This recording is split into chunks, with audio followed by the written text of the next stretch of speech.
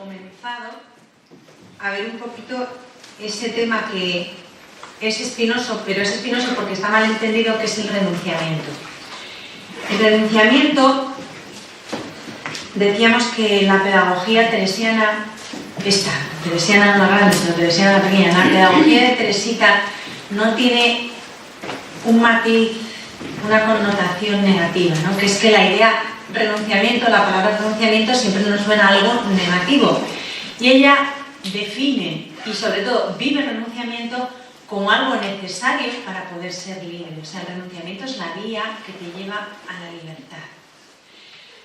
Y como en todo ella era muy realista, era muy clara, iba a cosas muy concretas, porque si algo caracteriza a Teresita es la fidelidad en las cosas pequeñas. Cuando digo pequeñas no es sin importancia, sino cosas de cada día y como muy concretas, ¿no? Entonces, hay ejemplos como muy claros, y uno de ellos es el que os voy a relatar a continuación. Ella era muy veraz, y una de las cosas que le fastidiaba muchísimo, sobre todo en las almas que tenía a su cargo, en las novicias, era la falta de sencillez y la falta de veracidad, ¿no? Cualquier cosa que sonara a mentira, a media verdad, a intentar camuflar las cosas, eso a ella le repelía, y inmediatamente su trabajo era desenmascarar eso, ¿no? Porque ella decía, y es absolutamente cierto, que tras esas medias verdades, tras esas mentiras camufladas, se esconde siempre, indefectiblemente, la acción del maligno, ¿no? Que empieza por cosas pequeñas y se va infiltrando, se va infiltrando, se va infiltrando, ¿no? Y hay un ejemplo que es muy revelador, que os lo voy a narrar ahora, que voy a leer ahora.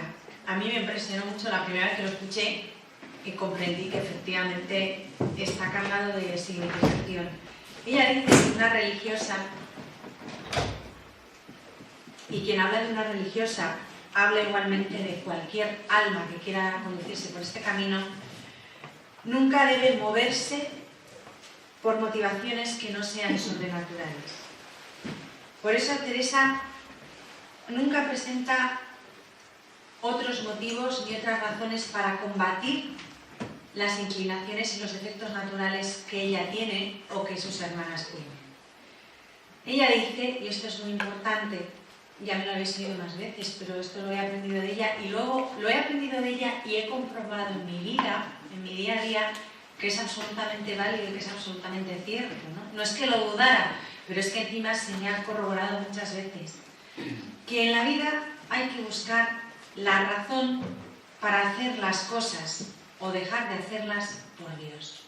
O sea, nuestro único móvil, nuestro elemento de juicio fundamental tiene que ser ante cualquier cuestión que se presente. Esto que hay ahora, tengo que obrar de esta manera, porque entiendo que lo tengo que hacer así delante de Dios. Voy a dejar, por un ejemplo, voy a dejar de leer este libro, que me apetece mucho leerlo. ¿Por qué vas a dejar de leerlo si te apetece mucho, si es bueno, si es...? Todos esos criterios, todas esas posibles motivaciones, hay que aparcarlas y utilizar una sola. ¿Qué razón hay delante de Dios para que yo lea este libro? ¿La hay? Adelante, luz verde.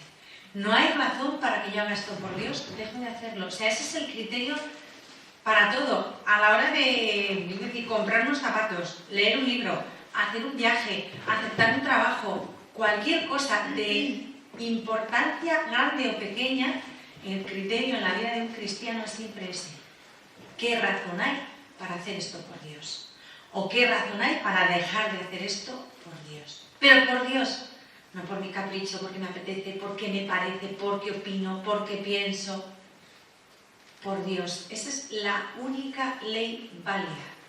Porque eso es en realidad obedecer nuestra conciencia si está rectamente iluminada por la fe. Así funciona la conciencia humana, ¿no? Y ella aplica esta norma de conducta siempre e insiste continuamente en las novicias que le son confiadas para que aprendan eso, ¿no? Porque a ella le confían unas almas para que ella les guíe, y ella les enseña lo que ella sabe y lo que ella vive. Y el ejemplo que pone de cómo era ella. Porque cuando pintan a Teresita como una especie de repollo con lazos, pues la pintan así, es una imagen auténticamente desfigurada de ella, porque ella no era nada de eso. Era pequeña y amaba lo pequeño, pero era veraz, era realista. Y en su causa de canonización, los testigos coinciden en que la virtud que más destacaba en ella, sobre todas las demás, era la fortaleza. O sea, era una mujer fuerte, recia. Y eso no tiene nada que ver con un repollo con lazos ni con una niña cursi. Nada que ver. Y este ejemplo lo atestigua. A mí por lo menos me ha dado mucha luz en muchos momentos, ¿no? Un día de fiesta, refiere una de las novicias, se olvidaron de darme en el refectorio, como a todas, un postre que era muy de mi gusto. Terminada la comida, fui a ver a Sor Teresa del Niño Jesús y encontré justamente junto a ella a mi vecina de mesa, a quien hábilmente hice comprender su falta de atención. Hago un paréntesis para los profanos que entendéis mejor esto. En el convento, teóricamente, luego en la práctica no siempre sucede, si a mí se olvidan de poner el postre, por ejemplo, yo no lo pido, porque soy pobre y no tengo por qué pedir. Entonces, si a mí, la encargada de ponerse el postre, se olvida de ponerme el postre, yo no lo pido. Pero se supone que a mi lado hay hermanas que se fijan en que a mí me falta el postre y se lo dicen a la encargada, que te has olvidado de ponerle el postre a fulanita, pero yo no lo pido. Pero si la que está al lado vive en el limbo, cosa que suele acontecer, pues te quedas sin postre. Eso pasa, que no te han puesto postre, pues chica, pues no me he dado cuenta, y dices, pues qué mona. Ya se podía haber fijado un poquito a ver si, de hecho, una de las cosas que nos enseñaban a mí es cuando estamos, sí, recogiendo toda la lista, pero fijarte si a la de al lado le falta algo, por eso mismo, para indicárselo a la priora o a la encargada del refectorio. Y entonces, la que estaba sentada al lado de la novicia no se había enterado de nada. Y dice ella, junto a ella estaba mi vecina de mesa, a quien hábilmente hice comprender su falta de atención. Sor Teresa me oyó y me obligó, cosa muy inaudita, a ir a pedir el postre a la hermana encargada del servicio. Como yo le suplicase que no me impusiese tal humillación, me dijo muy severamente, esa debe ser tu penitencia. No eres digna de los pequeños sacrificios que Dios te pide. Él es quien ha permitido este olvido. Puedo decir, concluía la novicia, que semejante lección fructificará para toda mi vida. La curó para siempre. O sea, Teresita investiga cosas concretas. ¿Querías postre? Pues ahora te pidieron que vaya a corte. Y vamos, no sé cuál es el final, pero estoy segura de que hasta que no lo pidió y se lo comió, Teresita no cejó, ¿no? ¿Por qué? Pues porque, efectivamente, ella veía las cosas de otra manera. La novicia fue de una manera muy natural, muy normal, muy humana, a protestar, me ha dejado sin postre, ¿no? Y a que todo el mundo se enterara de que se había quedado sin postre. ¿Qué hace Teresita? Lo ve desde otra perspectiva. No es que la hermana de la provisoría te dejado sin postre y la compañera de mesa no se haya enterado. Es Jesús, porque ella leía las cosas en esa tesitura sobrenatural, quien te pedía esa renuncia, ¿no? Quien te pedía ese sacrificio, y tú no has sido capaz de dárselo. Luego, de alguna manera dice, no te mereces la confianza que él ha tenido contigo, porque partimos de la base de que él pide esas cosas a aquellos a quienes se las puede pedir. Tenemos que verlo así, y ella lo interpreta así. Entonces le dice a la novicia, no eres digna de que él te pida nada, porque luego no eres capaz de responder, no eres capaz de dárselo, ¿no? Pues nada, vete y pides el postre y te lo comes, y te enteras de lo que vale el premio, ¿no? O sea, ahora te tragas la humillación de ir a pedirlo. Es de sobra conocida la fidelidad de Teresa a las cosas pequeñas, y nos parece que no es preciso insistir en ello. Pero conviene resaltar que para ella esta vigilancia no es el fruto de una aplicación ante todo el exterior. O sea, no es que... Porque eso también ha pasado, ¿no? Ha habido quienes han visto en ese empeño de Teresita por cuidar la fidelidad en los pequeños detalles, como que lo han entendido como una proyección exagerada al exterior, a las cosas de fuera, como que estaba muy pendiente de las cosas. Y no, tampoco es que ella viviera excesivamente pendiente de las cosas, sino que creó un hábito que es sano y saludable, que es el que intenta crear en sus novicias, de ver la mano de Dios, la mano providente de Dios en cada suceso ordinario de la vida y responder en las pequeñas cosas, ¿no? Porque hay gente que siempre está, yo he conocido personas, ¿no?, dispuestas a la voluntad de Dios, lo que Dios quiera, la voluntad de Dios, esto es como lo de la última moda, a ver cuándo llega la última moda, pues nunca va a llegar la última, pues nunca acabas de decidirte a hacer algo, ¿no? La voluntad de Dios, pero bueno, la voluntad de Dios es que, a lo mejor la voluntad de Dios es que yo dentro de 10 años pues vaya a fundar un convento a Honolulu. Pues chica, no lo sé, pero lo que sí sé es que no voy a estar esperando a vivir en la voluntad de Dios y a cumplir su voluntad hasta dentro de 10 años, sino que ahora, yo aquí, en este momento que estoy hablando, tengo que ver la voluntad de Dios y abrazarla ya ahora. Y cuando salga de aquí y me vaya a la cena, tendré que ver la voluntad de Dios en esa cena y en lo que vaya sucediendo. Y después de eso en el trabajo que haya, y después en el recreo, y después en las completas, y después en la hora de acostarme. La voluntad de Dios, la fidelidad a la voluntad de Dios en esos pequeños detalles de mi vida ordinaria de monja, y cada uno que se lo aplique a su vida, no tengo que esperar a que sucedan grandes cosas, sino tengo que ir siendo fiel a las pequeñas cosas de hoy, de esta tarde, de esta noche. Porque si adquiero el hábito de ver la mano de Dios en mi día a día, en los pequeños detalles de mi día a día, y de ir respondiendo en los pequeños detalles de mi día a día al Señor, a Jesús, con ese criterio que os he dicho antes, de pasarlo todo por el tamiz de tengo que hacer esto porque Dios lo quiere de esta manera o de la otra, o tengo que dejar de hacerlo porque Dios lo quiere. Si me acostumbro a pasar toda mi vida por ese filtro, en las pequeñas cosas de cada día, primero, voy a vivir siempre en Dios, siempre con Dios, siempre pendiente de Él, siempre en su presencia, siempre en su voluntad. Y segundo, voy a tener el entrenamiento de vivir así en las cosas pequeñas, y cuando llegue una gran prueba o una petición grande, no pequeña, de algo difícil o costoso que Dios me pueda pedir, ya estoy entrenada para seguir diciendo que sí. Ahora, si me paso el día haciendo lo que a mí se me ocurre, como a mí se me ocurre, según mi criterio, según mi idea, según a mí me sale de la nariz, el día que me encuentre con algo difícil, no voy a tener fuerza moral ni espiritual para poder sobrellevar eso. Hace falta un entrenamiento. Esto es como el que quiere ir a las Olimpiadas sin entrenar. Pues es que vamos, ni lo intentes. No basta. O sea, para poder competir, y esto es una carrera de fondo, la santidad es una carrera de fondo, quiere decir que hay que aguantar mucho, no coger mucha velocidad y luego se te acaba el gas, como lo de los 100 metros lisos, sino una carrera de fondo, de mucho aguante. Tienes que entrenarte todos los días, y si no, estás perdido. Y eso es lo que ella intenta que las novicias aprendan, ¿no? El día a día, la fidelidad a las cosas pequeñas es entrenar todos los días, para cuando lleguen las grandes pruebas, poder seguir corriendo, no rendirme. Pero para eso tengo que tener ya un hábito adquirido, ¿no? Y en esta vida, lo mismo que se adquieren hábitos malos, se adquieren hábitos buenos. Entonces, insistir en el porqué de la fidelidad de Teresa a las cosas pequeñas, ¿no?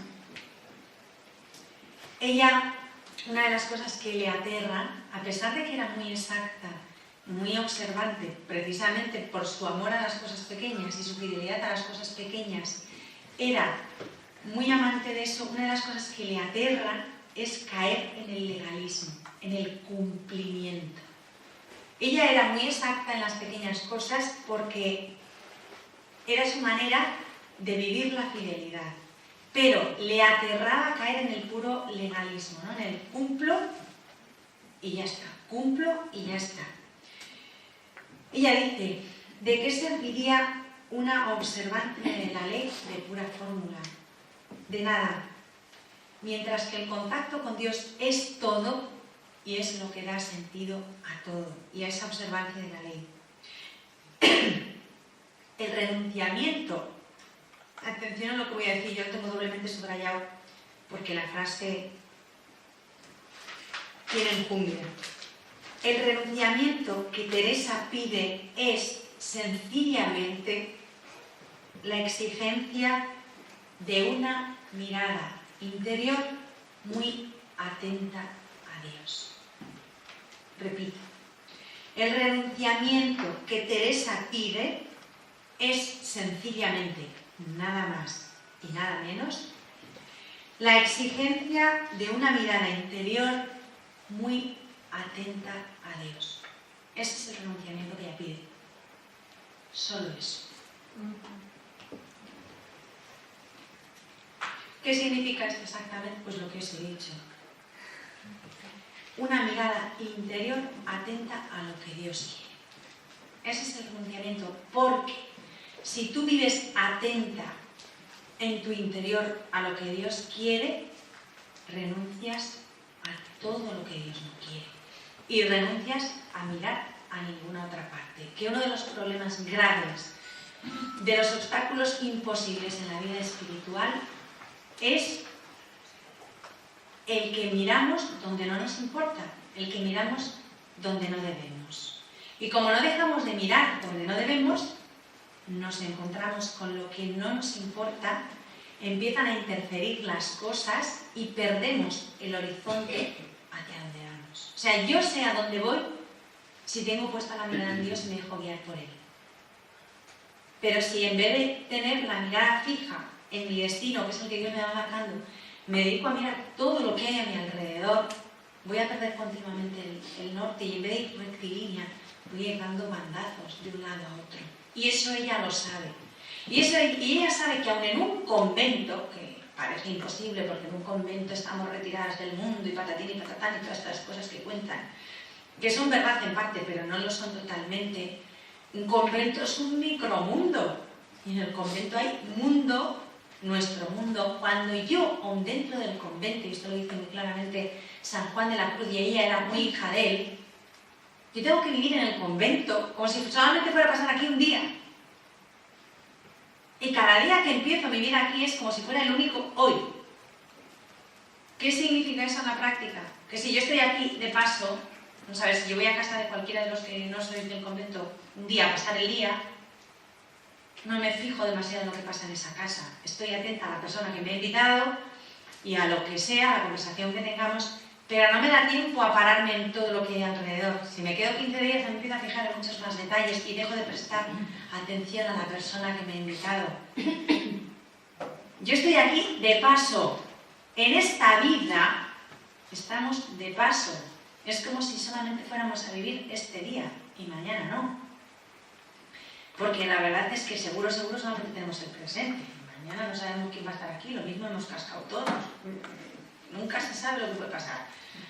Mira el tifón de Filipinas en un momento. O sea, nunca podemos sospechar lo que puede Dios permitir. Tenemos que vivir con ese desprendimiento, con ese renunciamiento. A mí que me importa todo lo demás. Lo único que me importa es Dios hoy, aquí y ahora, en este momento de mi vida. Y eso que parece una patochada, dicho así, es muy difícil, porque ¿cómo voy a dejar yo de enterarme de lo que está haciendo mi vecina de al lado? De lo que va a hacer el de arriba, de a quién votó el amigo de tal, del vestido que se compró fulanita de cual, de los estudios de... Pero todo eso en realidad que te importa, incluso de mi hijo, pero deja a tu hijo en paz, por mucho que sea tu hijo, pobre hijo, también tiene derecho a vivir. Sí, tenemos que vivir ocupados, pero no preocupados.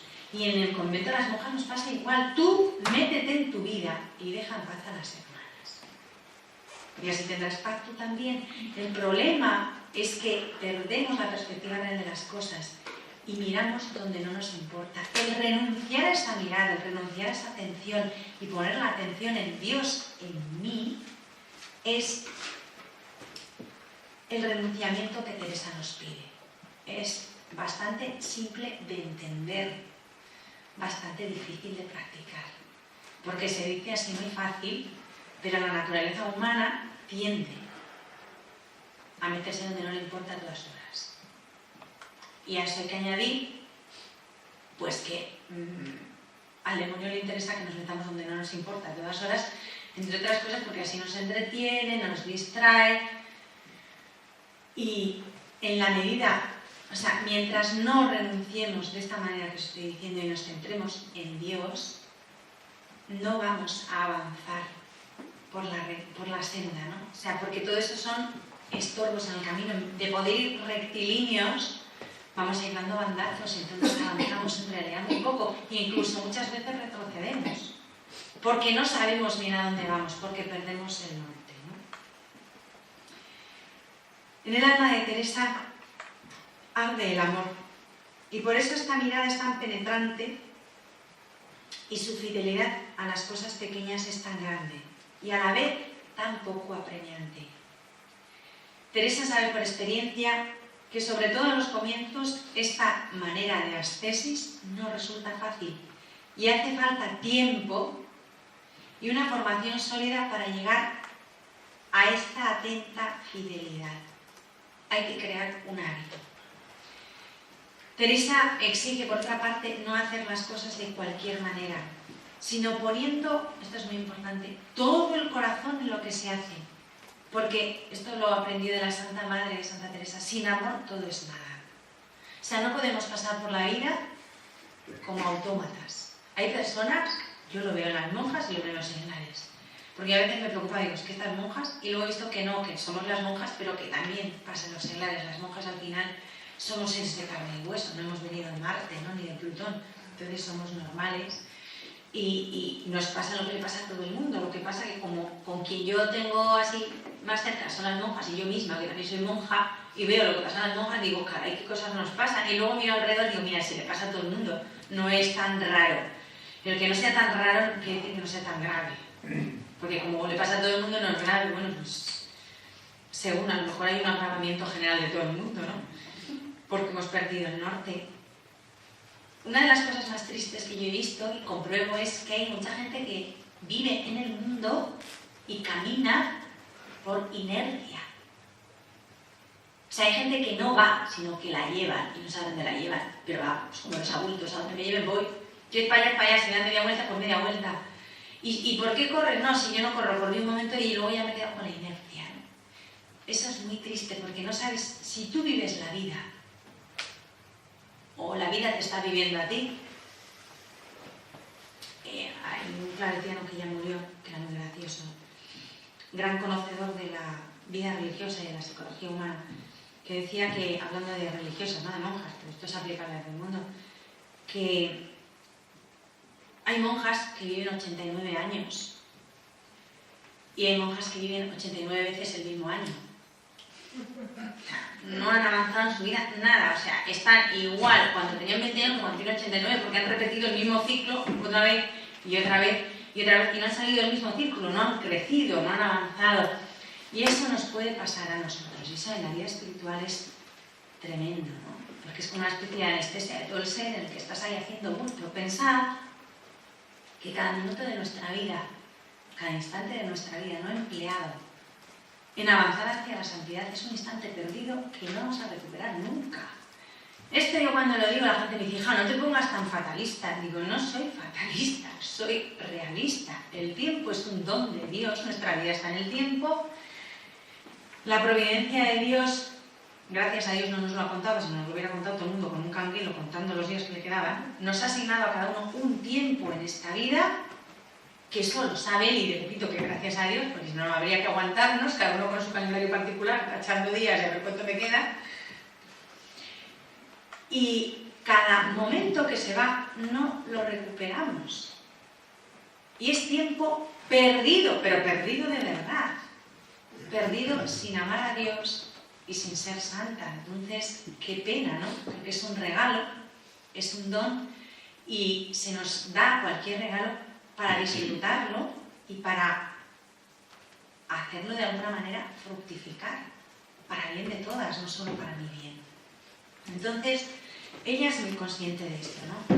De que hay gente que vive de cualquier manera, y ella dice, qué triste es que haya religiosas que hagan las cosas de cualquier manera, porque hay que hacerlas para salir del paso, para cubrir el expediente. Y ella lo que exige es un gran apasionamiento en todo lo que haces. Cuando ella habla de apasionamiento, No quiere decir que uno tenga que ir como una moto haciendo todo en la vida. Uno hay quien hace las cosas como una moto en la vida porque por temperamento y por modo de ser es así y no la vas a cambiar, sino poniendo alma, vida y corazón en lo que hagas. Sea una cosa grandiosa o sea un pequeño servicio, pero que no lo hagas por hacer de cualquier manera, porque hay que salir del paso. Que ¿cuántas veces hacemos así las cosas? Yo la primera, venga, voy a hacer esto, a ver si ya me dejan en paz y me quito esto de encima.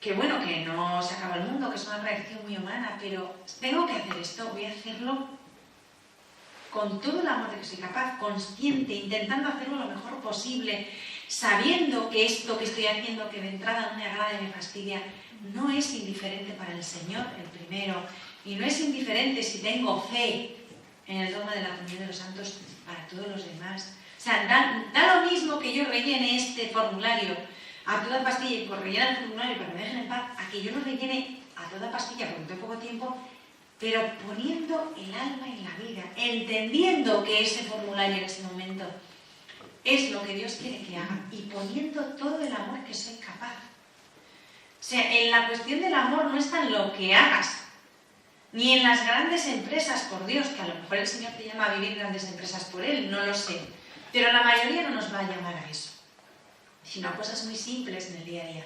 Que haga lo que yo haga, lo haga con toda el alma, poniendo el alma, la vida, el corazón y el amor, entendiendo que eso me está sirviendo para dar amor al Señor.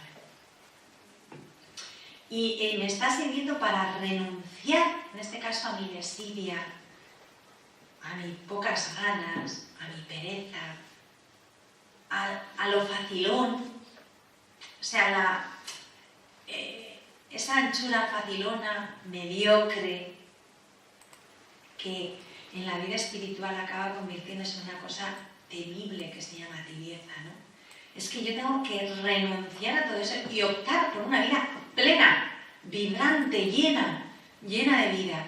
El hacer las cosas bien y con mucho amor es parte de ese renunciamiento, porque renuncias a todo lo negativo, renuncias a la mediocridad, renuncias a perder el tiempo, a malgastar los dones de Dios, ¿no? Ese es el renunciamiento que Teresa pide. Por eso ella, que estaba dotada de una fina penetración psicológica, porque era una mujer muy inteligente, tiende a hacer vivir a sus hermanas por encima de las 1000 futilidades del día a día. Es importantísimo en una vida regular y de claustro, donde los más insignificantes imprevistos son a veces tempestades en vasos de agua. La Santa Madre, Santa Teresa, lo dice de otra manera, pero al fin es lo mismo, ¿no? Dice que cuando el demonio no tiene con qué enredar, ataca con cosas pequeñas. Entonces, y el dicho popular dice que cuando el demonio no tiene nada que hacer, pues espanta moscas con el rabo, ¿no? Es lo mismo. Entonces tenemos que estar atentas, porque sobre todo cuando ya hay una vida espiritual un poco más, no sé cómo que termino poner, un poco más avanzada, un poco más adelantada, o en el caso de las monjas, ¿no? Que ya tenemos una vida con un compromiso cristiano, menos cristiano, más serio, pues la tentación no viene de manera grosera. No, es raro, porque si la tentación viene de manera grosera, como que te salta de ojo y se le hace frente, ¿no? No, cuando estamos ya en un cierto grado de la vida espiritual, lo que va sucediendo es que el demonio nos ataca con cosas muy sutiles, muy pequeñas, y hay que tener la sensibilidad de onda suficiente para poder detectarlas. Por eso es importante ese hábito de ese renunciamiento que supone tener siempre la atención muy fija en el interior, ¿no? En el amor que tienes en el interior, en Jesús. Teresa tiene verdadero empeño en que reine en sus hermanas únicamente el deseo de Dios del que hablábamos el primer día. Porque ese deseo de Dios es como si dijéramos el motor, la pila de donde sale la energía para poder movernos espiritualmente. Si no hay deseo de Dios, a ver a ti quién te mueve a renunciar a nada. Mira, yo si no me interesa a Dios, que renuncie a Rita, que yo me dedico a otra cosa, eso es evidente, ¿no? Ella se empeña en hacernos salir del círculo de nosotros mismos. Ese es uno de los peligros más tremendos de la vida espiritual, y ella con su penetración lo comprendió muy bien y lo desenmascaraba continuamente las monjas, ¿no? Repito que ya hablaba de las monjas, pero habla de todo el mundo, porque de alguna manera a todos nos pasa. Ella quiere que sus hermanas salgan del círculo de sí mismas y de sus necesidades personales, porque la palabra necesito es súper peligrosa. Necesito más tiempo de oración. Necesito un director espiritual mejor, porque este no me entiende. Necesito una priora que me escuche más tiempo y me comprenda. Necesito este libro para avanzar en la vida espiritual. Cuando una persona en su vida espiritual encuentra que necesita muchas cosas, cuidado. Cuando tú de pronto te encuentras necesitando la tira de cosas, recela de tus necesidades. Porque las necesidades tuyas, tienes un Padre que es providente y está al cuidado de ellas. Generalmente si encuentras tantas necesidades que sin cubrir en tu vida no son reales, porque las reales se ocupa Dios, que es Padre providente y bondadosísimo. Además es que sabe muy bien lo que hace, es muy listo, ¿verdad? Es Dios. Sabe lo que necesitamos y provee como Padre solícito a todas nuestras necesidades reales, porque las conoce mejor que nosotros mismos. Cuando de pronto encontramos muchísimas necesidades sin cubrir, no son reales. Son las que yo me monto. Las reales, repito, cuida Dios de ellas. Cuando me encuentro en necesidad de 1000 cosas, suele ser que yo las he creado. Y esas son las peores. Y es a lo que ella también quiere que renunciemos. ¿Por qué? Porque todas esas necesidades que nos creamos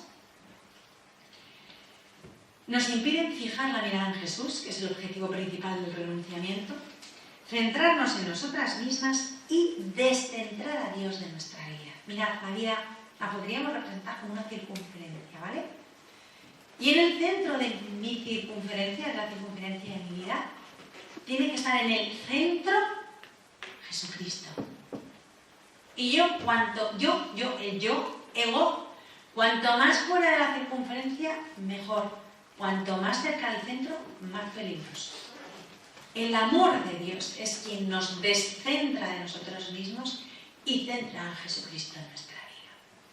Y cuando yo encuentro mis necesidades, me acerco peligrosamente al centro, con lo cual el Señor dice, bueno, ya me quito, que vienes aquí tú con todo tu pack de necesidades, te dejo el espacio y yo me arrincono. Cuando en el centro de mi vida estoy yo con mis supuestas necesidades y Jesús está en la periferia de la circunferencia, mal asunto. Hay que invertir eso. Mis necesidades fuera de la circunferencia, fuera, y yo lo más fuera posible. Y Jesús en el centro, porque es la única manera, que es la santidad y el fin de la vida de un cristiano, de que yo me configure con Él, de que mi circunferencia no sea yo, sino acabe siendo Jesús. Hay que empezar por ponerle en el centro para que vaya invadiendo toda la circunferencia. Y conforme vaya invadiendo la circunferencia, yo iré desapareciendo de la misma, que es de lo que se trata. San Pablo lo dice de una manera más así, matar al hombre viejo, llamadlo como queráis, pero al fin es el renunciamiento. Cambiar la circunferencia, poner en el centro a Jesús. Ese es el fin último del renunciamiento, y tal y como ella lo propone, descentrarnos y centrar a Jesús. Teresa nos previene sobre todo de nuestros propios sentimientos, que suelen ser súper peligrosos, de nuestras maneras de pensar mal orientadas y muy humanas, porque nuestros sentimientos nos suelen parecer lo más importante del mundo y no lo son, simplemente son sentimientos. Y los sentimientos, y esto hablo por propia experiencia, aparte de que está comprobado, los maestros espirituales lo dicen, y la vida, poco que uno viva, se da cuenta de que los sentimientos van y vienen y cambian. Van y vienen y cambian. Hoy sientes simpatía, mañana sientes antipatía, pasado mañana sientes afinidad y al otro día sientes indiferencia, te da lo mismo. Hacia el mismo hecho, la misma situación o la misma persona. Los sentimientos están ahí, pero no son. lo importante, sino mi actitud ante esos sentimientos. Y muchas veces hay personas que se mueven por el siento y no siento. Y eso no es correcto. Porque lo que a mí me constituye como persona, como ser individual y libre, es mi voluntad. Quiero o no quiero, acepto o no acepto. El siento o no siento no soy yo, es parte de mi ser humano, pero lo que me constituye como persona es la voluntad. Y la voluntad es libre, mientras que los sentimientos van y vienen. Son impresiones que yo no controlo, que hoy son así y mañana son de otra manera. Sin embargo, las opciones libres que yo hago las hago con una voluntad libre que Dios me ha dado, que es la que me constituye como persona. ¿Por qué en la vida de oración buscamos la unión de la voluntad con Dios? Porque la santidad no es otra cosa, sino adherir nuestra voluntad en todo y completamente a la de Dios, hasta el punto de que queden configuradas, de que sean una sola voluntad. Eso es la santidad, al fin y al cabo. Entonces, ella nos pone en guardia contra los propios sentimientos porque, como son impresiones sensibles, nos juegan muy malas pasadas. Es que yo siento esto. Bueno, chica, que sí, que ya sé, me lo has dicho. Es que siento rabia. Bueno, ¿y qué? Pues yo no quiero tener rabia. No. El que sienta rabia no quiere decir que tú estés haciendo tuya esta rabia. Lo malo es que tú hagas tuya esta rabia y digas, la quiero. La quiero, la tengo y la acaricio para que crezca y se mantenga.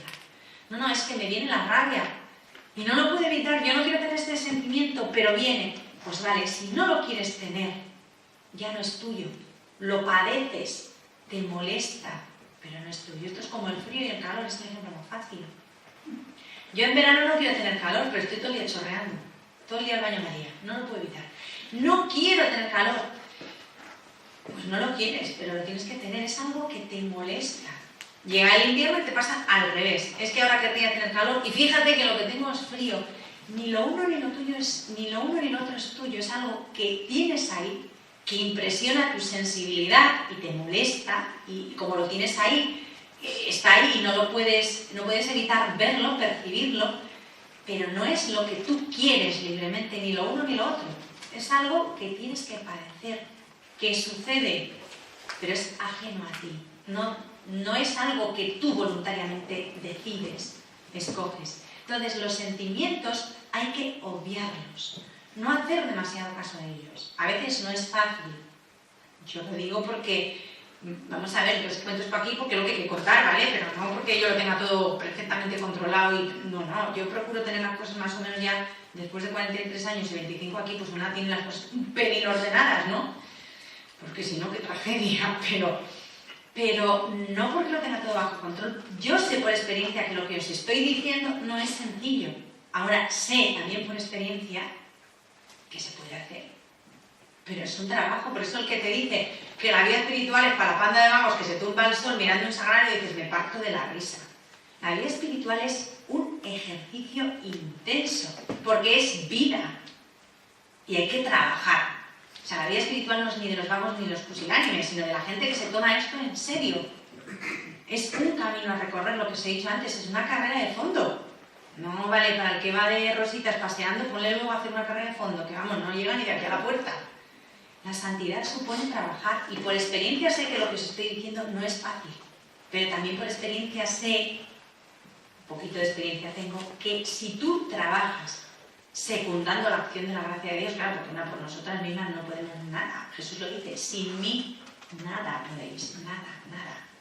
Si secundamos la acción de la gracia, se puede poco a poco. Otra cosa es que también hay que tener paciencia. La santidad tampoco es para los impacientes. Nadie se hace santo en 5 minutos. Vamos, por una gracia súper especialísima de Dios, un milagro que no suele suceder. El camino ordinario es de gente que día a día va dando su pasito. Solo por hoy doy un pasito más. Solo por hoy, lo que os decía antes, solo por hoy voy a hacer esto. Porque si empiezo a pensar que tengo que estar toda la vida así, me da un vaído. De pensarlo me pongo mal. Entonces, hoy voy a hacer esto. Ahora voy a hacer esto.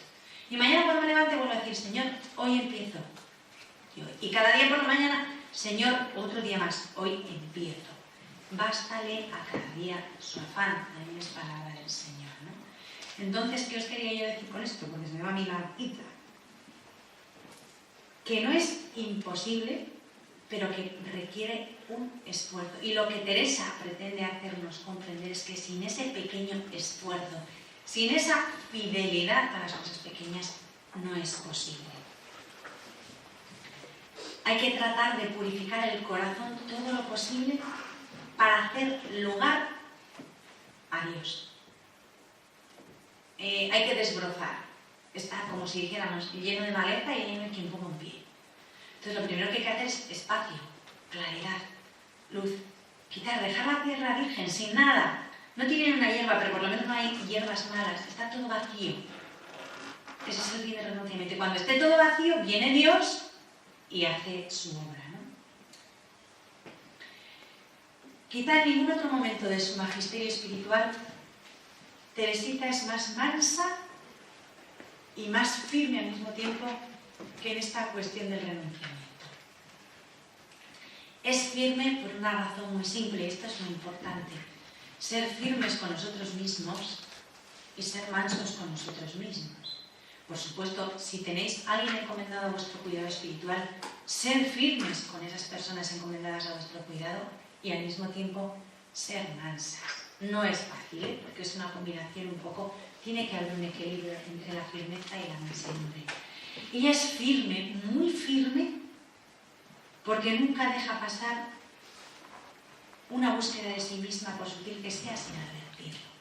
Ella tenía la obligación, porque le habían encomendado ese trabajo, de guiar a estas hermanas. Si veía en alguna una búsqueda de sí misma, le decía: oye, ven aquí. Y se lo decía: te has buscado a ti misma en esto y en esto. Advertía. O sea, era firme, no dejaba pasar, porque claro, a ver, lo más fácil es mirar para otro lado y decir: mira, ¿quién me manda a mí meterme en líos? Cada cual que se gestione su vida y que se gestione su santidad, a mí que me dejen en paz. En mi caso concreto, por ejemplo, yo digo: ojalá pudiera hacerlo. Pero yo sé, por ejemplo, que tengo una obligación hacia las hermanas por mi cargo de priora, ¿no? Pero en cualquier caso, bueno, pues serían las novicias a las postulares, pero nosotros hemos chupado, no tenemos que decir nada a nadie, y siempre suele pasar que son las que les encanta decir algo. La vida es así, ¿no? Cuando lo tienes que decir no tienes nada que decirlo, y cuando no tienes que decir te pirra decirle algo a la de al lado. La vida es así. Pero hay una cosa que no nos excusa a nadie: el utilizar esa firmeza conmigo misma.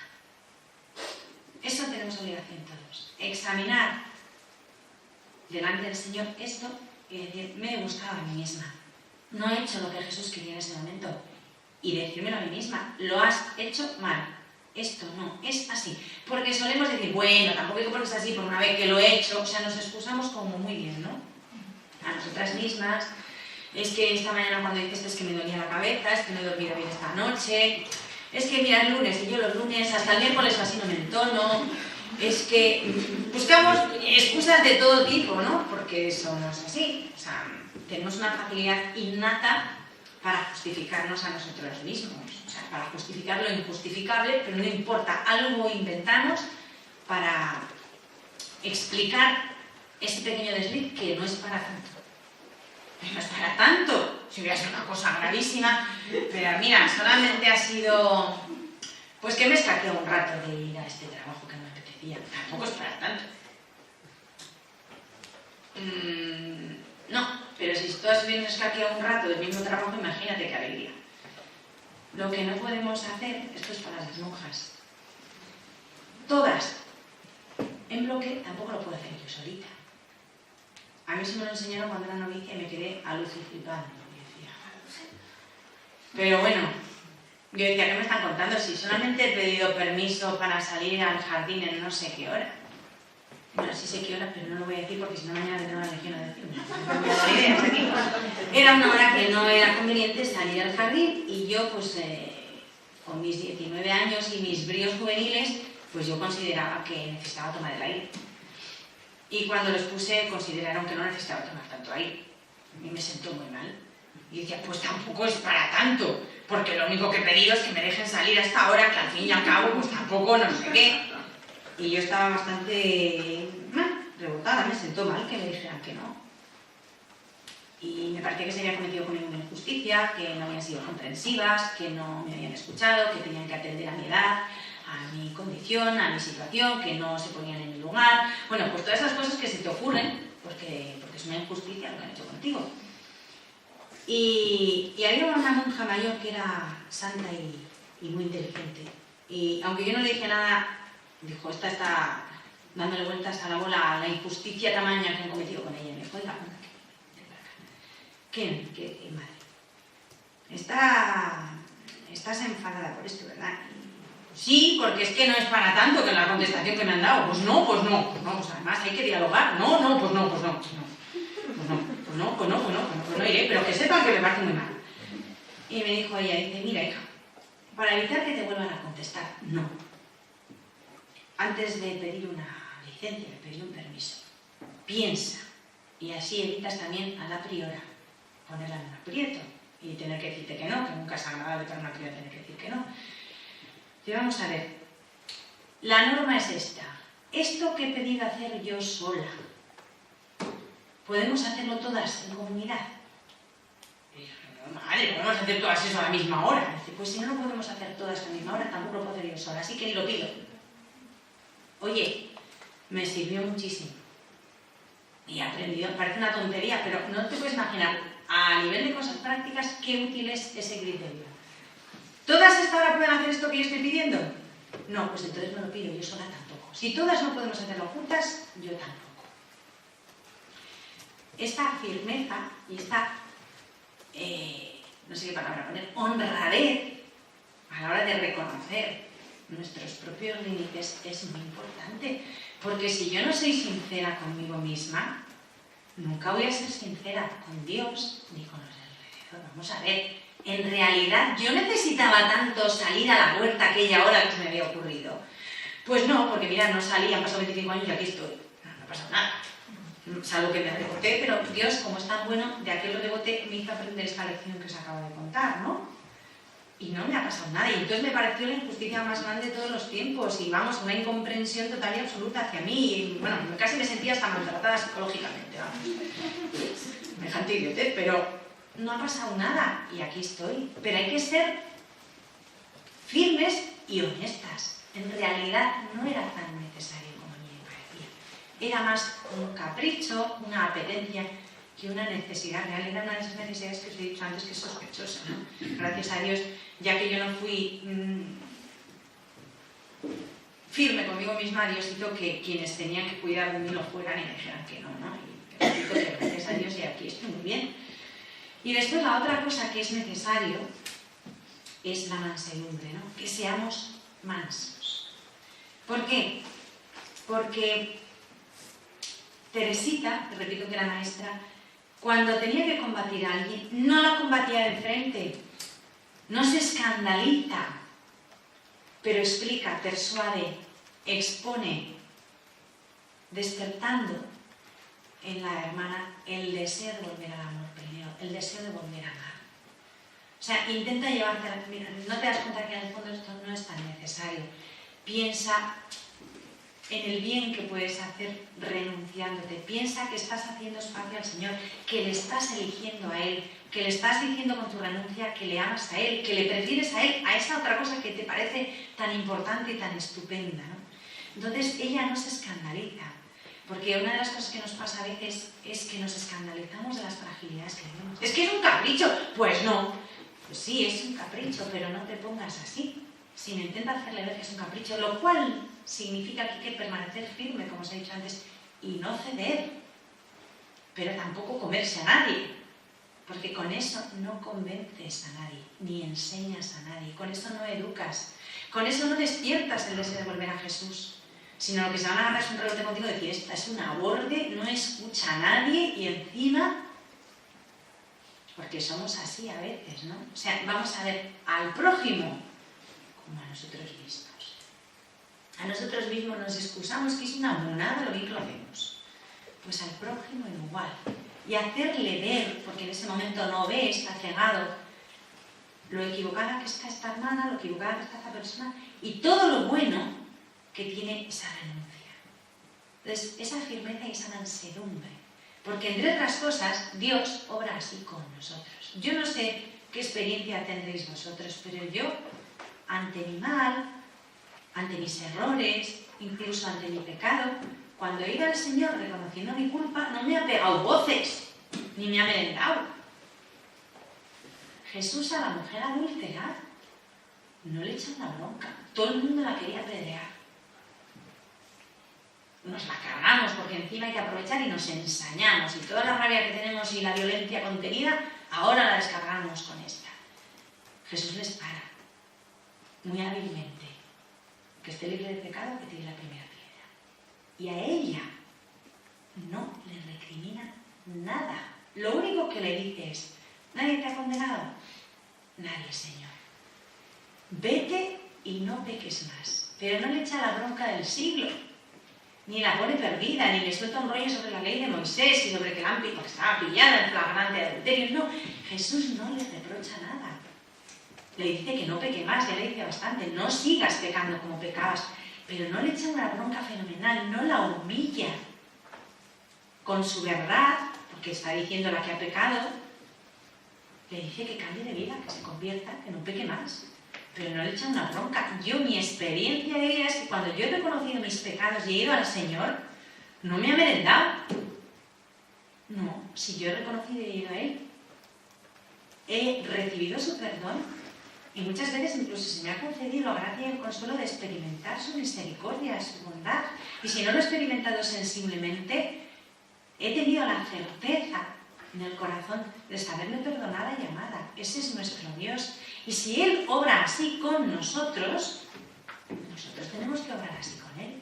Entre otras cosas, las monjas por un principio de coherencia. Porque si estamos aquí para vivir junto al corazón de Cristo, tenemos que encarnar en nuestra vida las actitudes y los sentimientos del corazón de Cristo. O sea, a mí no me vale que encarnemos la vida del corazón de Cristo y salgamos a la adoración y le besemos los pies y patatín y patatán, si luego usamos el corazón de cualquiera con los criterios de cualquiera. No, eso no sirve. Eso es una hipocresía y una mentira.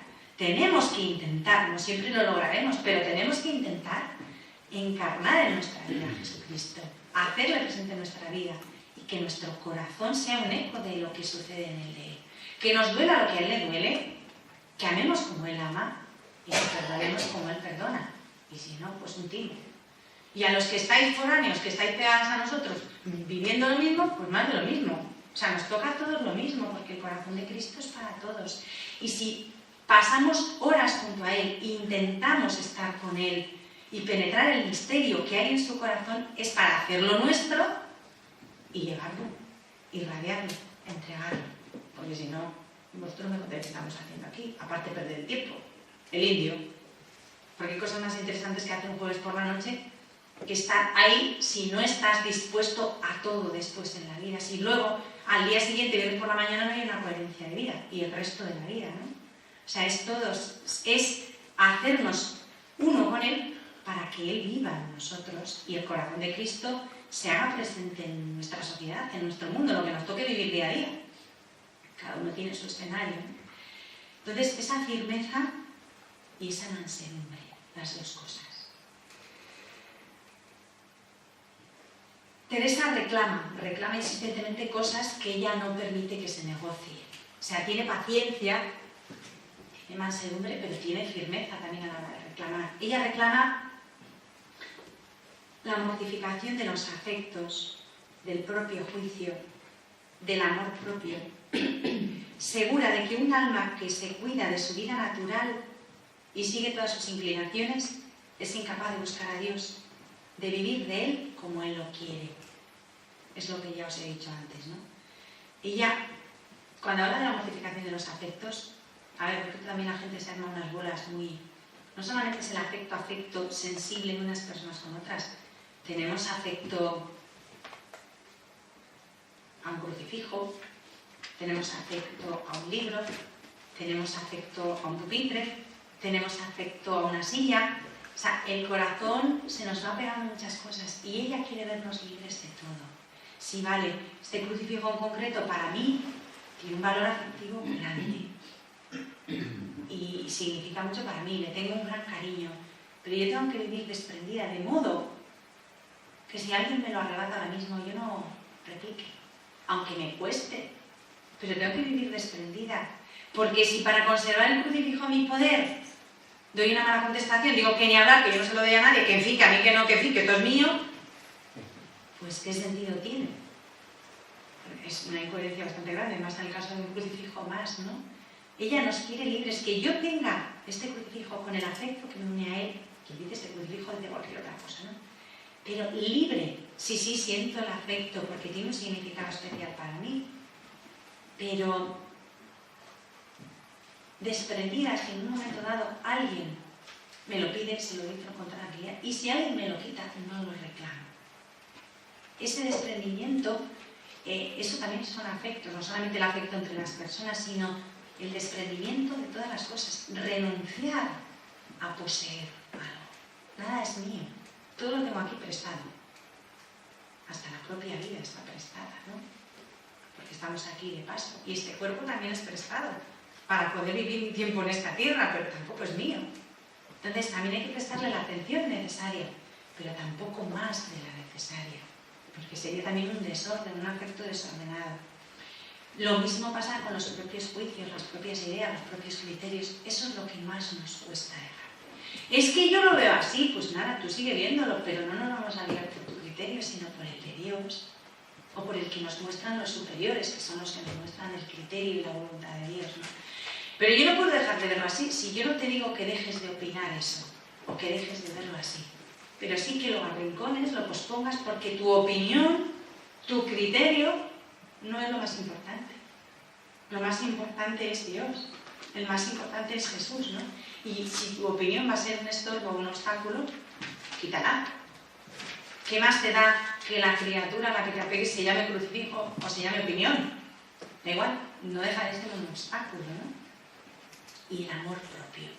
El amor propio es justo lo contrario al amor evangélico, ¿no? Al amor de Jesús. El amor de Jesús es para los demás y el amor propio es yo, mi, me, conmigo. Yo, la reina del mundo, ¿no? Y el amor propio nos hace sacudirnos. ¿Por qué? Porque si nos amamos tanto a nosotros mismos, tenemos que defender nuestra posición y defender nuestro yo. Que nadie diga nada que pueda ser interpretado como un ataque, como un apartarnos, como un posponernos, porque yo soy primero. Yo soy lo más importante. Y si yo soy lo más importante, muerdo por defenderlo, ¿no? Entonces, el amor propio es la manifestación externa del egoísmo. Es una manera de egoísmo muy... y que nos hace reaccionar de maneras pues muy... Si nos toca el amor propio, pues... A mí me pasó una vez, por contaros una anécdota para que lo veáis, porque yo he sido, bueno, era normal. Con 13 años protestaba como protesta cualquier persona a los 13 años. Entonces, si me decían que para arriba, yo le decía a la monja que para abajo. ¿Pero por qué quieres ir para abajo? Porque la monja ha dicho que vayamos para arriba, sencillamente. No que tenga ni mayor interés en ir para abajo, pero es que con 13 años, pues una protesta. Y yo me acuerdo, las monjas lo saben, algunas, no todas, que yo iba a un colegio de religiosas y yo tenía una religiosa buenísima que para mí fue pues una de las personas que más he querido en este mundo. Ya lleva muchos años con el Señor y no hay día que yo no la recuerde en algo porque me hizo el bien más grande, porque supo transmitirme a Jesucristo y me hizo comprender que Jesucristo estaba vivo y estaba vivo para mí, para Olga en concreto. Entonces para mí aquello fue, porque sí, bueno, yo desde los 4 años había oído hablar de Dios, pero era un Dios que era para todo el mundo, pero es que ella me dijo que Jesucristo estaba vivo para mí sola y pensaba en mí sola y que yo le importaba a él, yo, Olga. Entonces para mí aquello fue, entonces yo puedo tener una relación así con él, me decía ella, claro, y ella fue la que me enseñó, ¿no? Entonces yo puedo decir que ella fue de verdad mi madre en la fe, porque fue la que me enseñó a vivir con Jesús, a iniciar mi amistad con él, y fue la primera persona que me habló de la palabra vocación y yo entendí que se le podía dar la vida a Jesucristo y lo veía en ella, y yo veía cómo ella vivía feliz y enamorada de Cristo, y yo decía, pues yo quiero como ella. Luego no fui como ella, acabé aquí, pero el primer, y me acuerdo que a pesar de que yo la quería muchísimo y la admiraba muchísimo, pues con 13 años uno de mis deportes favoritos era llevarla a la contraria. A ver si la sacaba de equilibrio. Porque era una persona tan sumamente dulce y mansa, tenía una paciencia que ni un santo Job. Y yo decía, a ver si un día se enfada. Nunca se enfada, nunca lo conseguí. ¿Qué hago para que se enfade? Yo lo traía a estudio, ¿no? Con 13 años. Y entonces me acuerdo que era Cuaresma, y en Cuaresma en mi colegio, pues las hermanas se preocupaban de que al menos una vez durante la Cuaresma preparar un acto penitencial, y entonces primero iba un sacerdote que llevaba para el momento, para el acto, una reflexión sobre algún texto de la Escritura que tuviera que ver con el sacramento de la reconciliación, con la conversión, con la historia de la Cuaresma y tal y cual, y entonces después de que el sacerdote nos hablaba, nos explicaba, no sé qué, pues nos podíamos confesar. Y yo dije que yo no iba. ¿Y por qué no vas a ir? Porque me quiero quedar en clase a estudiar. Y me dijo, qué repentino interés por el estudio, yo no daba mi chapa. Porque Dios es bueno y sacaba buenas notas, pero no por mi esfuerzo, sino porque todos los tontos tenemos suerte, ¿no? Entonces, y ella decía, este repentino interés por estudiar, es que me parece una pérdida de tiempo estar una hora y pico en la capilla, primero escuchando al cura y después confesándose. Ya me confesaré cuando yo quiera. Y ella me miró y me dijo, bueno, pues te quedas en clase estudiando. Pero por otro lado, yo era curiosa compulsiva y quería saber qué pasaba. Y entonces dije, voy un rato a la capilla, cotilleé un rato, pero cuando lleguen las confesiones me vengo a clase a estudiar. Yo lo tenía todo perfectamente trazado. Y así. Entonces fui a la capilla, escuché al sacerdote, que era un sacerdote al que yo tenía mucho cariño y que me gustaba mucho escuchar hablar, porque hablaba muy bien y a mí me llegaba al corazón. Y cuando ya él dijo que se iba al confesionario para que les enseñase pasar, yo me puse en pie y me acuerdo como si fuera, me llevaba además una coleta, una cola de caballo rubia así larga, y entonces salí por toda la capilla, que era de baldosa, taconeando toda la capilla y moviendo la coleta. Y según yo iba, San Margarita me miraba como diciendo, bueno, y de repente la oigo que dice, bueno, pues ahora el padre va al confesionario para la que quiera, esto es libre, ya lo sabéis, pero también pensad que el sacramento de la reconciliación es el sacramento de los fuertes, no de los cobardes. Toma. Me di media vuelta, toc, toc, toc, toc, toc, fui la primera al confesionario. Me acuerdo que la Margarita decía, lo que no hace el amor de Dios lo hace el amor propio. Por eso os digo que el amor propio es muy peligroso. Bueno, en este caso me vino bien, ¿no? Pero no me acuerdo ni de qué me confesaría, de las malas pulgas que llevaba en ese momento, porque yo iba que bufaba, evidentemente. Ni contrición, ni recta intención, ni cosa que se parezca. Pero yo dije, como yo cobarde, me di media vuelta y fui la primera. Pues ese es el amor propio. Y bueno, yo creo que ya lo estamos por la hora de 10, pero es que esto no aguanta.